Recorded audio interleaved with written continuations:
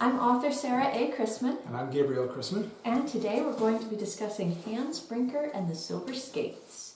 This is a novel that was published in 1865, but the author very repeatedly points out that she's setting it 40 years earlier. Mm-hmm. So it's very much a nostalgic piece. Now, it was written by Mary Mapes Dodge, whose biggest claim to fame was that she was the editor of St. Nicholas magazine, which was a pretty big deal in the Victorian era. It's been largely forgotten, but it was really, really famous at the time. It was a children's magazine, and a lot of illustrators who have remained popular got their start in St. Nicholas magazine. Louis Wain, who did so many wonderful cat illustrations. You have probably seen Louis Wain's cat illustrations.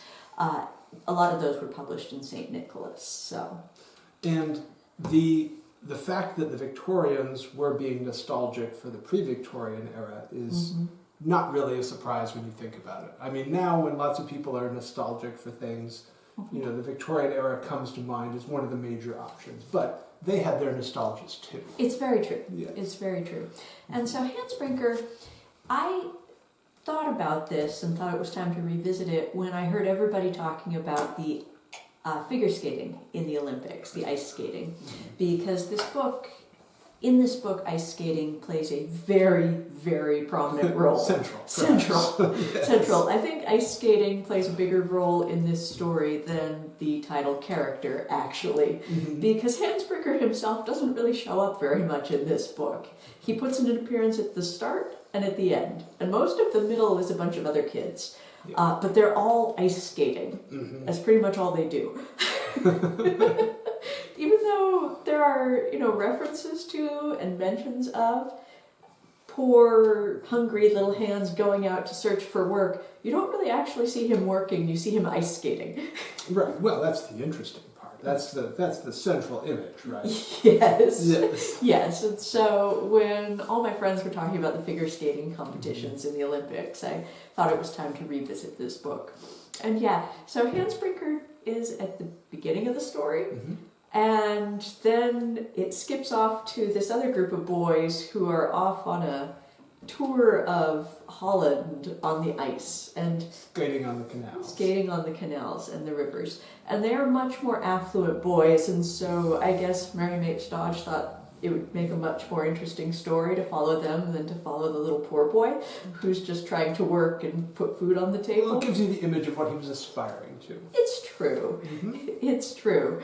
And then at the very end, there is a skating competition, which Hans' sister very implausibly wins, even though she has, up until like a week before the competition, she's only had these wooden fake skates that she's played around on that Hans had carved himself, which is interesting because before the metal skates were invented, people skated on skates made of bone. So why he didn't carve them out of discarded bones, I don't know. But this is just emblematic of exactly how poor he was. I guess he couldn't even find, a bone in someone's garbage heap. Right.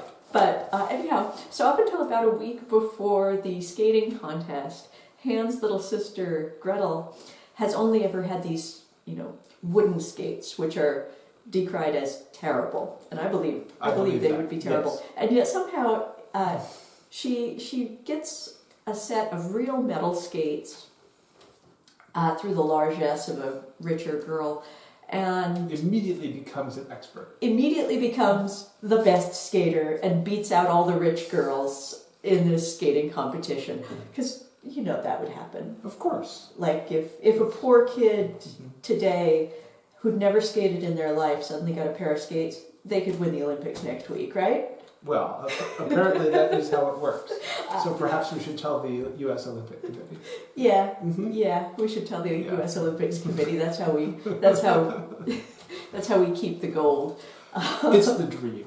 It's the dream. And of course, Hans only fails to win the contest because he very generously gave his skate buckle to the little strap to the also worthy but richer boy who had broken his skate buckle. Generosity. Generosity, yes. So this is sort of a Horatio Alger style thing. It really is. Yes. It really is. Anyhow, this trip through Holland of these more well-off boys, they occasionally they go from being these young preteen boys in their dialogue to having the dialogue of, middle-aged tour guides. Yes. They go from sort of a golly gee attitude to, I would now like to draw your attention to this place of historic interest. Or, as we put it as an author, exposition. Yes, exactly. Yes.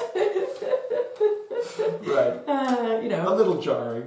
Chapter-long diversion presented as a dialogue, which Right. is kind of entertaining. Mm-hmm. I didn't catch that when I read this as a child. Mm-hmm. It was just, the story. But rereading it, I was like, yeah, that is kind of an entertaining way to do things. Yes. But anyhow, it's fun to have an excuse to revisit it, what with the Olympics and all. And the Olympics do bring up an interesting theme of professional versus amateur. Ah, yes. Because, and clearly in this one where you have the little sister who has, only had real skates for 1 week, Right. winning the race, that is definitely It's elevating the amateur, which is Yeah. the standard Victorian method. I mean, the Yeah, Victorians had a definitely. deep suspicion of professional sports. Mhm. They were associated with gambling, which was, of course, morally, wrong, basically. Right. It was also associated with the lower classes, people who had to find a way to be paid to do these sports, and that was looked down upon. Mhm. The ideal was the gentleman amateur. Yeah, the undeserving lower classes. Right, correct. Yes. But basically, the ideal was actually the gentleman amateur, someone who was well off and could afford, therefore, to simply engage in sport for its own sake and for the sake of the game, which meant that gambling didn't have to enter into it. Money didn't have to enter into it in any way, shape, or form. And my favorite example of this coming out is the example of Captain Najork and his hired sportsmen.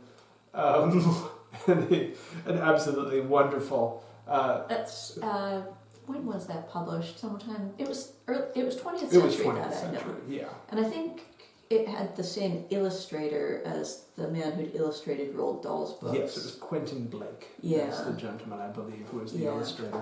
So the book was probably contemporary with Roald Dahl. Right, and so that one basically just demonstrated the Victorian attitude towards the professional versus the amateur. Mhm. And the early Olympics, because they came out of this Victorian tradition of sport, they elevated the amateur Well, to the ideal level.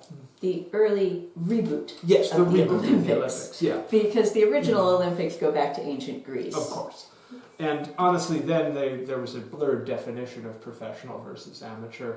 Yeah. Yeah. Yeah. But by the time we hit the 1890s, So 1896 was the reboot. they had a hard line between amateur and professional. Right. And professionals, anyone who accepted money in terms of a salary or winnings especially, was banned from competing in the Olympics. Mhm. And honestly, this was the way the Olympics were until fairly recent history. Yeah. Although honestly, to actually get to the Olympics, you had to be devoting so much time and energy to the event Right. that those people, even if they weren't being paid, they were professionals, honestly. What came in basically eventually was that you had state-sponsored amateur athletes. Right. And so which that is meant- kind of blurring the line. What it meant is that for the early part of their career, they devoted themselves to the Olympics exclusively. Then once they won some medals for their country, they went professional and ceased competing in the Olympics. Right. That was at least how it worked in a lot of sports. Right. Or they simply made their entire career out of the Olympics, which happened for a lot of people too. Mhm. But now they have erased those lines, and we've finally gotten away from the Victorian tradition of amateur versus professional, and now pretty much everyone competing in the Olympics is essentially a professional at this stage. Mhm. Yeah. I'm pretty sure that's the case. Yeah. Yeah. Yeah. Which is interesting. Mm-hmm. Which is interesting. But coming back to Hans Brinker, it's a cute little story. quick read, very quick read. Yes. And just very, very charming. It's a story of a poor family, and it's also a story of a trip through Holland. Mm-hmm. So, those two in one. And it's a moral tale. Oh, it's very much a moral tale. Yes, It's- all of the children's books from the Victorian era pretty much were. Right, Yes. where everyone's a winner. That's right. Especially if they were generous and kind. That's right.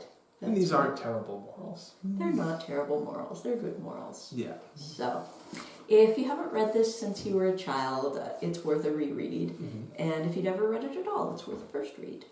Especially when everyone's talking about skating, which happens once every 4 years. Pretty much. It's the only time. I'm very bad at skating. I've been skating once, and afterwards, everyone kept asking me, "Are your ankles sore? Are your ankles sore?" I said, "No, my rump is sore." Because that's what I was on the whole time. I would get up, Yes. get up, and finally the Zamboni driver had to escort me off the ice because he needed to clean it, and that was the only way I was getting to the other side of the rink. Was Yeah. he actually had to take me off the ice because I was constituting a menace to myself and others. I am equally terrible at ice skating, but I much prefer cross-country skiing. That was my preferred winter sport. Yeah, So- snowshoeing's pretty fun. Mm-hmm. It is, yeah. Yeah. Do they have that in the Olympics? I don't think so. I don't think so. No. It would be fun if they did. Seriously, could you see me as an Olympic athlete? It'd be good for a laugh. But no. Yes. No. Okay. But yeah, good book, worth a read. Hope you'll check it out.